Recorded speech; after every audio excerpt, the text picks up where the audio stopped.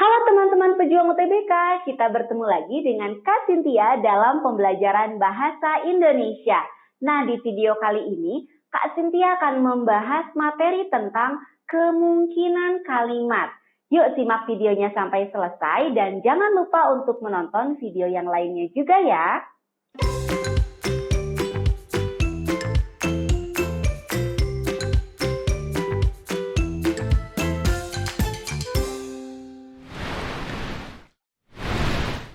Yang perlu diingat, paragraf merupakan kumpulan kalimat yang memiliki kepaduan, keserasian, dan memiliki kesatuan makna yang lengkap. Nah, salah satu syarat kepaduan ini ditentukan oleh posisi kalimat dalam suatu paragraf. Maka, dalam menentukan posisi kemungkinan kalimat baru, kita harus mengetahui dulu pokok bahasan dari paragraf tersebut. Secara sistematis, langkah-langkah yang dapat dilakukan untuk menentukan kemungkinan kalimat baru pada sebuah paragraf adalah sebagai berikut. Ada 3 langkah nih adik-adik. Yang pertama, tentukan ide pokok paragraf yang dituju. Ide pokok ini dapat diidentifikasi melalui kalimat utama yang letaknya bisa di awal atau di akhir paragraf. Kemudian, langkah yang kedua, tentukan kecocokan ide pokok dengan kalimat yang akan ditambahkan. Maksudnya apa?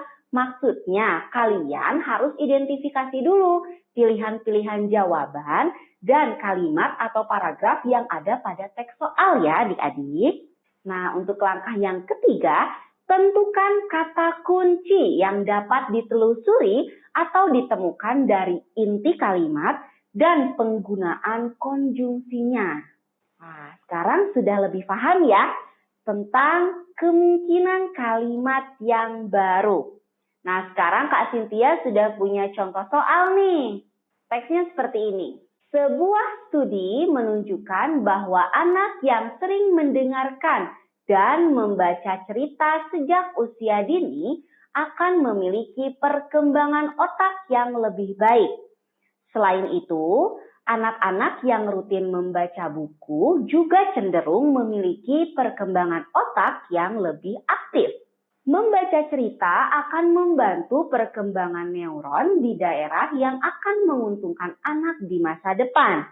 Hal ini disebabkan oleh perkembangan neuron anak yang dimulai pada usia yang muda.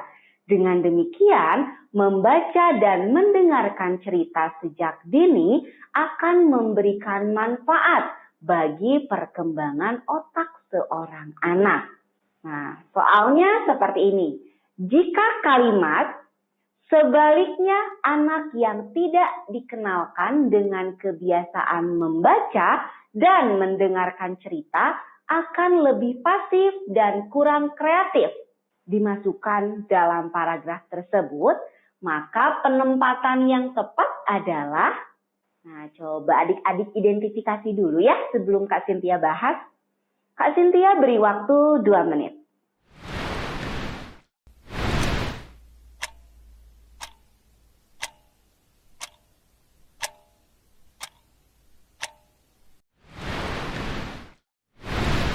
Ya, jawabannya yang mana? Jawabannya adalah yang B, setelah kalimat 2. Nah, Kak Cynthia bahas dulu nih. Paragraf tersebut membahas pentingnya membaca dan mendengarkan cerita bagi anak usia dini. Setelah adik-adik menemukan topik bahasan tersebut, adik-adik harus menentukan kecocokan ide pokok dengan kemungkinan kalimat yang ada dengan cara mencari kata kunci pada setiap kalimatnya. Nah, Kak Cynthia sudah simpulkan nih kata kuncinya seperti ini. Untuk kalimat 1, membahas studi pentingnya membaca dan mendengarkan cerita pada anak usia dini. Kalimat 2, memberikan penjelasan kalimat 1 yang membahas pentingnya membaca dan mendengarkan cerita pada anak usia dini. Kalimat 3, membahas pentingnya membaca cerita. Kalimat 4 memiliki makna sebab akibat dengan kalimat 3, serta kalimat 5 merupakan simpulan dari manfaat membaca dan bercerita pada anak usia dini. Sedangkan kemungkinan kalimat pada soal membahas akibat tidak membaca dan mendengarkan cerita. Dengan demikian, kemungkinan yang paling tepat, kalimat pada soal tersebut diletakkan setelah kalimat 2 atau sebelum kalimat 3. Nah, hal tersebut dikarenakan masih adanya hubungan kausal atau sebab akibat dengan kalimat 2 pada paragraf tersebut. Nah, itu dia adik-adik contoh soal dan materi kemungkinan kalimat. Sekarang Kak Cynthia punya contoh latihan untuk adik-adik. Dikerjakan di rumah. Silahkan kerjakan dimulai dari soal nomor 1. Kak Cynthia beri waktu 2 menit ya.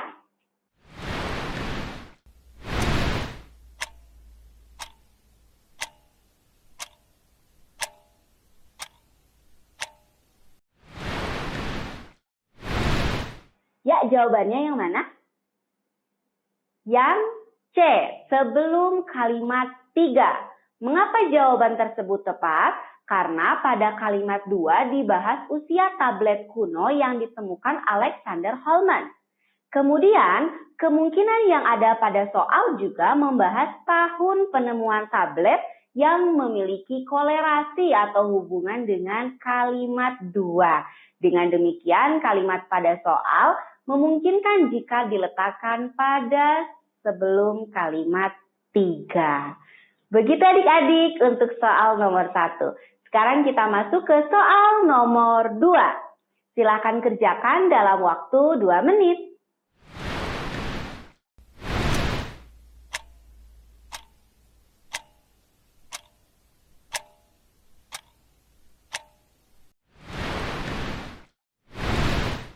Ya, jawabannya yang mana?